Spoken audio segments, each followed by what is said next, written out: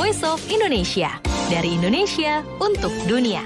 Pendengar Voice of Indonesia, masih bersama saya Enggar Saraswati dan berbicara mengenai isu kesehatan anak. Penting untuk memahami masalah kesehatan anak, terutama penyakit yang sedang menjadi concern gitu ya saat ini, yang bisa membahayakan juga nih, bahkan membutuhkan tindakan khusus seperti misalnya bedah nih.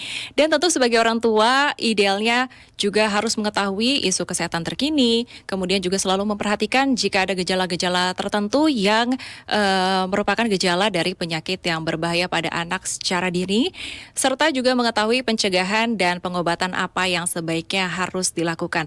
Untuk itu, membicarakan hal tersebut saat ini telah terhubung secara daring melalui Zoom dengan Dr. Riza Nurdinsyah Hadikusuma, spesialis bedah anak pada program Inspirasi Ramadan kali ini.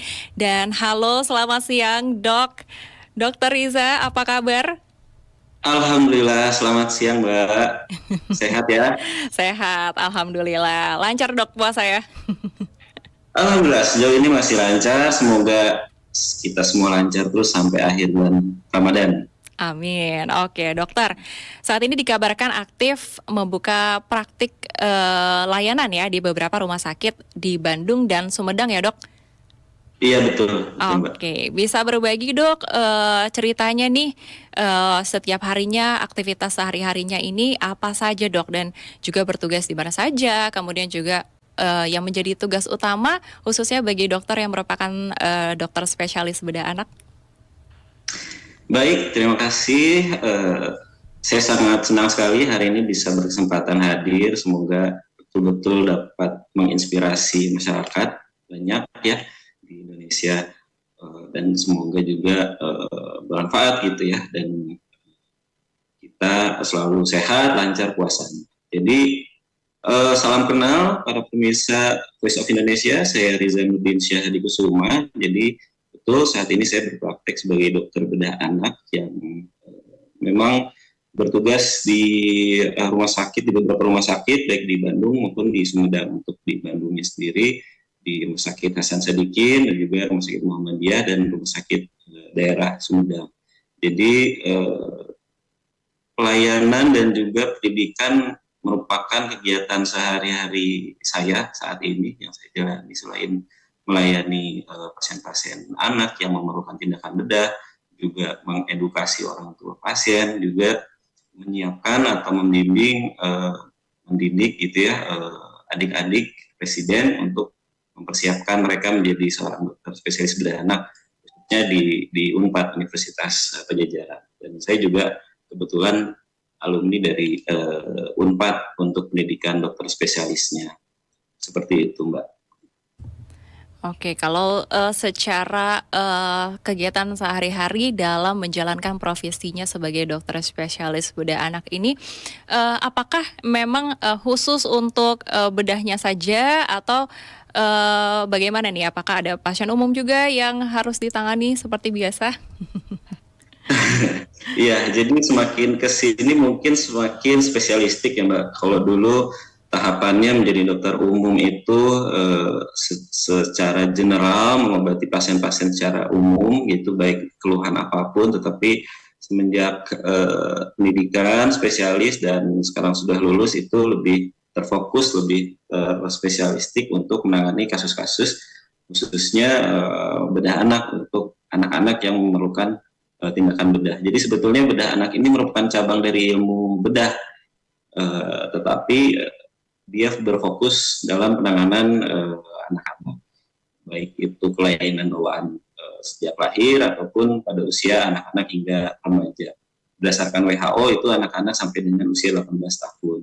Seperti itu. Jadi memang tantangan sendiri bagi kami sebagai dokter bedah anak, selain kami menangani anaknya seperti itu, tapi kadang-kala kita harus betul-betul mengedukasi orang tuanya dengan dua kepala yang berbeda, baik ayah dan ibunya, bahkan sampai kakek neneknya dari kedua belah pihak. Itu juga menjadi tantangan, menjadi PR untuk kita bisa menjelaskan bagaimana kondisi pasien dan bagaimana memang tindakan yang akan dilakukan gitu. Karena tindakan bedah sendiri mungkin di mata masyarakat masih sangat menakutkan seperti itu. Jadi beberapa memang kita harus lebih memberikan pengertian, memberikan penjelasan yang lebih ekstra ya, terutama di daerah-daerah. Mungkin kalau di kota yang masyarakatnya sudah relatif well educated, bahkan hanya menjelaskan sedikit mereka sudah paham karena sebelum datang ke kami sudah searching, sudah mencari banyak informasi tentang suatu penyakit gitu, sehingga ketika datang mereka sudah siap untuk dilakukan tindakan pada anaknya. Itulah merupakan tantangan bagi dokter bedah anak kurang lebih, Mbak. Oke, biasanya nih dok, kalau sampai seorang anak harus melakukan bedah, ini biasanya penyakit yang paling sering ini apa ya dok? Bisa dijelaskan lebih terperinci? Baik, ya Bismillah. Jadi untuk anak-anak yang memerlukan tindakan bedah banyak sekali kasusnya dan banyak sekali variasinya. Dari anak-anak yang baru lahir pun, baru usia belum 24 jam, kalau memang terindikasi untuk dilakukan operasi, ya kita mau nggak mau harus operasi. Jadi pada prinsipnya operasi itu adalah jalan terakhir ketika tidak ada alternatif lain.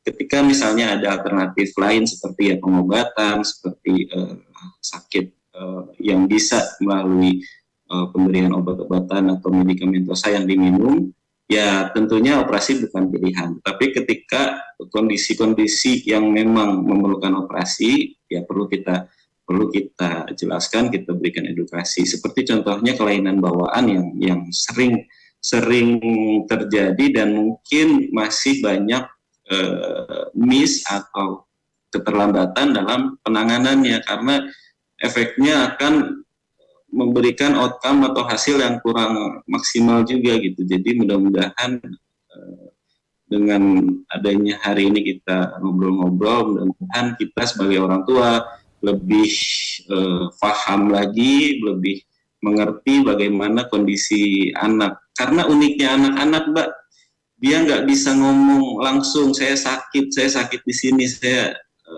pusing, saya nggak bisa kentut, saya nggak bisa BAB. Itu bedanya dengan dewasa, yang dia kalau semakin dewasa semakin komunikasinya efektif, lebih enak. Nah disinilah uniknya anak-anak. Jadi kita betul-betul harus melihat sebagai dokter bedah anak atau dokter anak ataupun bahkan orang tua atau siapapun, kita harus jeli dalam melihat kondisi anak ketika anak mengalami suatu tanda-tanda yang mencurigakan gitu, supaya ya mudah-mudahan penanganannya lebih cepat, lebih tepat, dan outcome-nya, hasilnya lebih baik. Seperti itu kurang lebih, Mbak. Oke, memang ini agak sedikit ada andil juga berarti ya dari orang tuanya sendiri untuk harus lebih cepat gitu ya mendeteksi, wah ada suatu hal yang mungkin lain nih gitu ya, kelainan, atau mungkin kalau misalnya penyakit yang bukan bawaan mungkin bisa lihat dari gejala-gejalanya yang mungkin berbeda gitu ya dok ya. Iya betul. Oke, kalau misalnya di saat sekarang ini yang paling terkini dok, ada nggak sih yang penyakit yang mungkin bukan bawaan tapi cukup mengkhawatirkan gitu ya keadaannya, apalagi untuk utamanya ini penyakitnya menyerang kelompok yang resikonya ini tinggi, seperti anak-anak ini kan ya biasanya. Dimulai dari kemarin kan sejak pandemi COVID-19 juga kan jadi suatu hal yang mengkhawatirkan juga sampai sekarang. Nah, ada nggak penyakit yang di luar dari penyakit bawaan dan itu akhirnya sampai membawa dia harus dibedah gitu dok? Iya, betul. Saya ingin mengangkat satu kasus yang memang secara prevalensi atau secara global insidensinya itu tinggi pada anak-anak. Contohnya adalah usus buntu, Mbak. Jadi usus buntu itu uniknya dia relatif sangat sering atau puncak usianya di usia 11 sampai dengan 12 tahun. Jadi ini juga menjadi masalah ketika orang tua atau yang besertai dengan anak itu tidak terlalu paham, sehingga seringkali menjadi kasus usus buntu yang tidak sederhana gitu.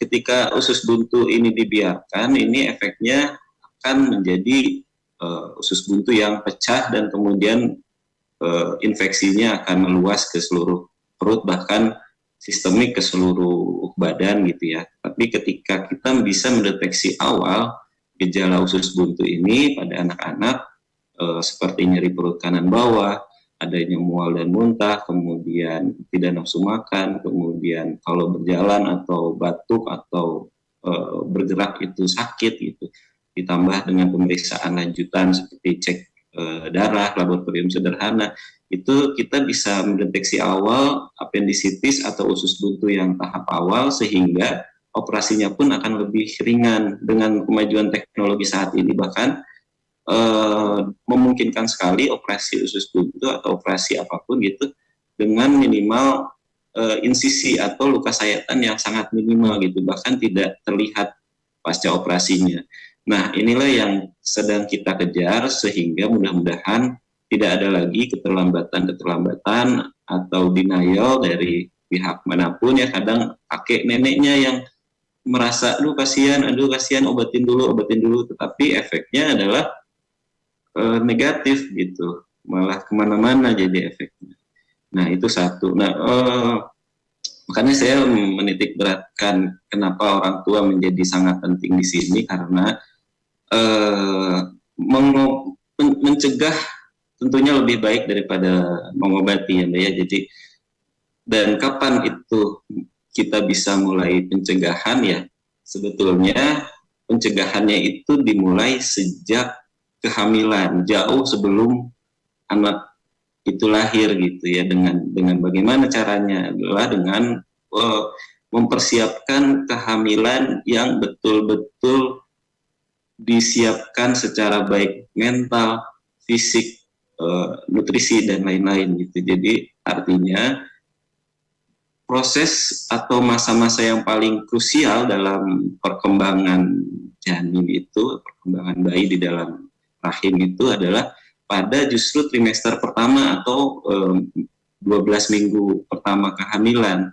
Nah, seringkali saya temukan di tempat praktek bahwa ibu-ibu yang anaknya mengalami kelainan bawaan contohnya, dia kurang menyadari atau menyadari bahwa dia hamil itu di usia lebih dari trimester pertama.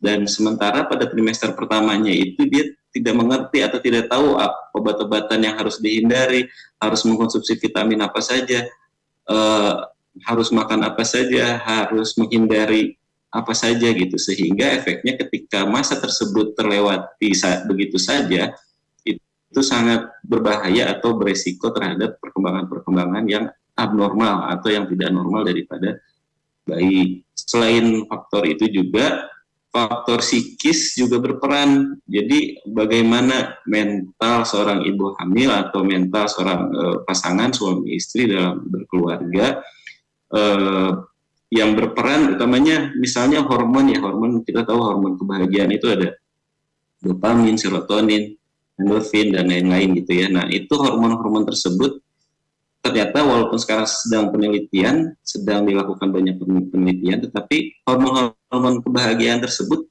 juga berpengaruh dalam proses perkembangan janin gitu. Yang sudah terbukti serotonin, salah satu hormon kebahagiaan, itu juga ketika mengalami stres ibunya, maka serotoninnya akan rendah, berefek pada perkembangan organ atau perkembangan intelektual bayi yang yang di rahim itu juga terganggu. Makanya studi yang sudah terbukti bahwa ya anak-anak dengan tingkat kecerdasan yang berbeda-beda itu juga berhubungan dengan hormon serotonin pada saat ibu hamil. Jadi memang ya tentunya ibu hamil harus bahagia, harus makan makanan sehat, harus menghindari paparan zat-zat kimia, rokok, alkohol dan lain-lain itu gitu. Jadi kalau untuk mencegah ya itulah saat pencegahan yang baik dalam melahirkan anak gitu. Karena kita tahu di Indonesia ini Mbak, kematian anak masih cukup tinggi. Balita juga masih urutan ke-6 di ASEAN, untuk neonatus atau pada bayi yang kurang dari 1 bulan kita peringkat ketiga. Bukannya bangga ya, karena seharusnya miris karena itu tingkat yang cukup tinggi juga di ASEAN. Nah inilah yang harus kita tekan, PR kita bersama, dan tentunya orang tua juga harus lebih aware, lebih peduli, lebih memperhatikan anak. Kurang lebih seperti itu, Mbak. Baik, berarti cukup banyak runutannya ya dok ya, dari sejak justru benih kehidupan baru hadir gitu ya dok. Betul sekali. Oke, kalau tadi kan berarti sebenarnya bisa dilihat dari gejalanya yang berarti harus meningkatkan awareness juga ya dari orang tuanya itu sendiri gitu ya, terkait dengan sang anak. Nah kalau justru seperti yang di awal Maret 2024 ini itu sempat ada imbauan ya dok ya, agar kita sebagai masyarakat nih waspada gitu dengan adanya tuberkulosis atau TB laten yang bisa ternyata bahkan menyerang dan ini timbul tanpa adanya gejala. Kalau yang tanpa gejala gini gimana dok cara mendeteksi dininya dari orang tuanya? Iya, betul ya. Tuberkulosis menjadi PR daripada anak-anak Indonesia, PR kita semua, karena dia laten sekali, sudah lama, dan pandemik, dan juga gejalanya itu juga seringkali tidak dapat dideteksi langsung, bahkan seringkali memerlukan tindakan, memerlukan bedah untuk dapat mendiagnosis bahwa anak ini mengalami tuberkulosis gitu. Nah, seringkali juga di praktek pasien-pasien atau anak-anak dengan tuberkulosis memang tidak ada keluhan yang signifikan gitu ya, hanya mengeluhkan mungkin berat badannya tidak naik-naik gitu, tidak ada batuk, tidak ada kontak dengan penderita TBC, kemudian tidak ada keringat malam, tidak ada berat badan turun gitu, hanya kurang naik berat badannya sulit. Kemudian nah kita harus jeli untuk melihat apakah ada kelenjar-kelenjar yang membesar gitu, karena walaupun tidak ada gejala, bisa saja kita mendeteksi adanya pembesaran dari kelenjar getah bening yang itu merupakan tanda atau clue dalam mendiagnosis TBC. Nah, sehingga kita bisa melakukan tindakan operatif pada kelenjar tersebut. Itu kita ambil sampelnya, lalu kita periksakan ke bagian patologi untuk menilai secara mikroskopik apakah ada kuman tuberkulosis atau tidak. Itu juga sering terjadi pada masyarakat. Nah, juga tuberkulosis intraabdomen ini yang memerlukan tindakan operatif juga cukup sering gitu. Jadi memang dilematisnya kita memang di samping kondisi orang tua yang kurang aware atau tidak mengetahui berbagai permasalahan tuberkulosis, tapi juga memang secara gejala tidak muncul secara khas gitu. Jadi efeknya ya keterlambatan ataupun sudah jatuh kepada kondisi yang lebih berat lagi gitu. Jadi perilaku hidup sehat menurut saya masih menjadi pekerjaan rumah bagi kita semua, dan juga lingkungan hidup yang baik di rumah misalnya dengan ventilasi yang cukup, padatan penduduk antara satu sama lain, ini juga merupakan faktor resiko dalam penyebaran kuman tuberkulosis, kurang lebih seperti itu. Baik, nah sekarang nih dok, masih dalam bulan Ramadan ya dok ya, bulan puasa. Gimana nih dok, biasanya kan kalau bulan puasa ya pasti ada lebih kurangnya lah ya, terutama kalau pekerjaannya dokter nih ketika sedang melaksanakan tugas gitu ya, membedah pasien, apalagi ini pasiennya anak-anak gitu kan. Nah ini pasti membutuhkan tingkat konsentrasi yang cukup tinggi. Nah ketika di bulan puasa ini gimana dok? Apakah menjadi cukup menantang nih?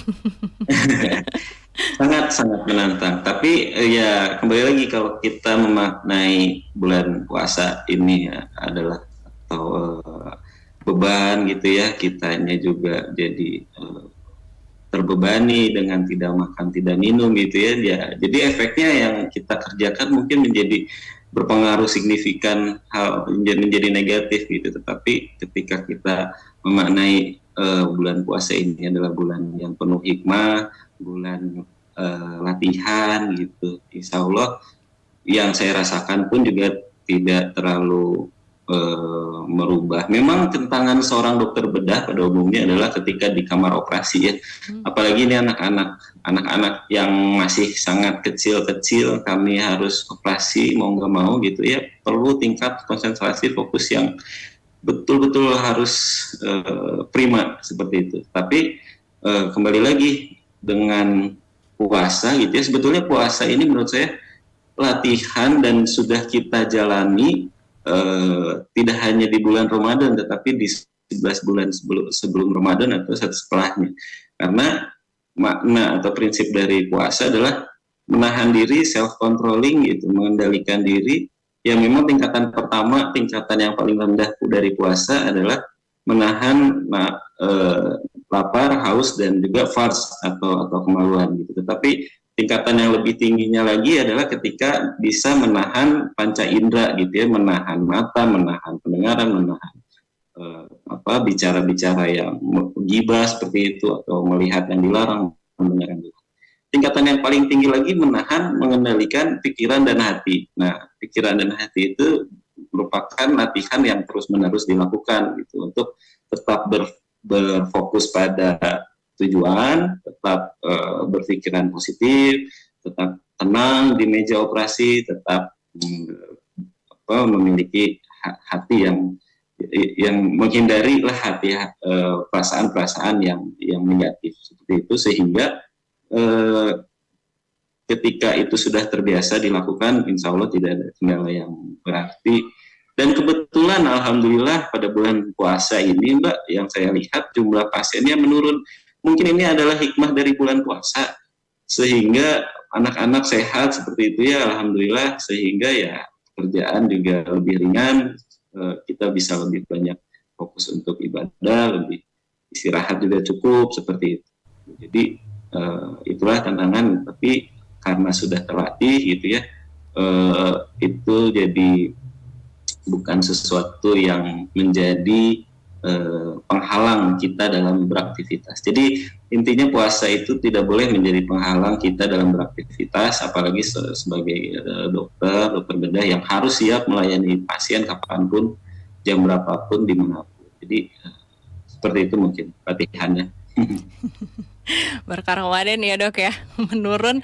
Tapi mudah-mudahan sampai ke depan masih terus tidak banyak ya dok ya. Oke. Ya. Dan dok, ada harapannya di bulan Ramadan tahun 2024 ini? Harapannya di bulan Ramadan tahun 2024 ini? Ya, harapannya tentunya lebih baik dari bulan Ramadan tahun sebelumnya, menjalani ibadah dengan tenang, menjalani pekerjaan dengan berkah, pasien-pasien, keluarga semuanya aman, sehat. Tidak ada hal-hal spesifik sepertinya sih untuk Ramadan tahun ini. Mudah-mudahan lebih baik aja dari sebelum-sebelumnya, Mbak. Oke, pesan yang mau disampaikan dok, mungkin juga ada rekan seprofesi juga seperti dokter, atau mungkin ada juga yang punya pekerjaan di mana di bulan Ramadan ini justru menjadi tantangan juga ya, mungkin pekerjaannya juga berat gitu, supaya bisa tetap menjalankan ibadah puasa dan juga tetap bisa menjalankan rutinitasnya sehari-hari tanpa kurang suatu apapun nih. Tanpa terkendala. Ya, pertama mungkin untuk pemirsa atau pendengar yang memang saat ini misalnya satu profesi dengan saya sebagai dokter, ya kita memang dituntut atau wajib memiliki ketahanan fisik yang prima gitu ya dalam melayani masyarakat, dalam melayani pasien. Pada anak sendiri saat ini masih di Indonesia masih kurang dari 200 orang gitu. Jadi masih sangat sedikit gitu dibandingkan spesialis-spesialis lain. Sementara tuntutan pemerintah gitu ya untuk menekan angka kematian bayi dan anak itu cukup tinggi tuntutannya, sehingga kita masih memerlukan banyak sekali dokter bedah anak yang siap untuk karir di seluruh wilayah di Indonesia seperti itu. Kemudian juga kalau yang menjalani ibadah puasa gitu ya, kembali lagi seperti yang tadi saya sampaikan, ini puasa itu bukan suatu beban, tidak boleh kita menjadikan puasa itu kendala kita dalam bekerja, dalam beraktivitas. Dan sebetulnya kalau kita menilai atau kita mengambil prinsip dari puasa, yaitu mengendalikan diri, mengendalikan emosi, itu juga bukan hanya di agama Islam saja, tapi seluruh agama saya kira mengajarkan untuk pengendalian diri ya, self control, sehingga ketika ini dijadikan hikmah, betul-betul pelajaran, mudah-mudahan bisa justru bukan malah menjadi beban, tetapi malah meningkatkan kinerja kita, meningkatkan ketahanan, meningkatkan fokus dalam melakukan pelayanan ataupun pekerjaan. Baik dok, terima kasih banyak Dokter Riza sudah berbagi bersama dengan kami Voice of Indonesia dan juga berbagi pada pendengar serta pemirsa dari Voice of Indonesia ya. Mudah-mudahan lancar terus nih puasanya ya dok ya. Berkah Ramadannya mudah-mudahan juga manjang terus nih. Supaya anak-anak di Indonesia juga kesehatannya makin bertambah justru nih ya. Tingkatnya tuh jadinya menurun untuk kasus-kasus yang harusnya dikhawatirkan gitu ya.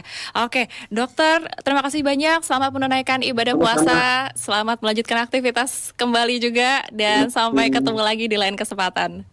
Selamat siang, dok. Selamat siang. Baik, mendengar Voice of Indonesia, demikian perbincangan saya bersama dengan dokter spesialis bedah anak, Dr. Riza Nurdinsyah Hadikusumah, yang dimana tadi kita sempat berbincang mengenai isu kesehatan anak, kemudian juga bagaimana cara mengetahui atau mendeteksi gejalanya secara dini supaya bisa tertangani juga lebih awal, lebih sedikit juga ya, atau meminimalisir hal-hal yang mungkin seharusnya bisa baik-baik saja. Dan juga untuk bagaimana cara pencegahan, penanganan, dan lain sebagainya. Banyak sekali perbincangan kita tadi. Dan juga untuk pendengar mudah-mudahan bisa dengan mendengar kisah dari Dr. Riza tadi yang sudah berbagi bersama kita, sudah bisa mendapatkan inspirasi juga nih di dalam bulan Ramadan ini. Dan mudah-mudahan bisa juga menjadi pengingat kita semua ya, bahwa setiap rutinitas ataupun pekerjaan yang kita miliki saat ini mudah-mudahan bisa untuk terus tetap dijalani. Justru dengan adanya bulan Ramadan bisa untuk meningkatkan keimanan serta kinerja dari diri kita sendiri. Dan pendengar, inspirasi Ramadan masih akan terus hadir untuk Anda selama bulan Ramadan. Pastikan untuk terus tetap dengarkan Voice of Indonesia, dari Indonesia untuk dunia. Voice of Indonesia, dari Indonesia untuk dunia.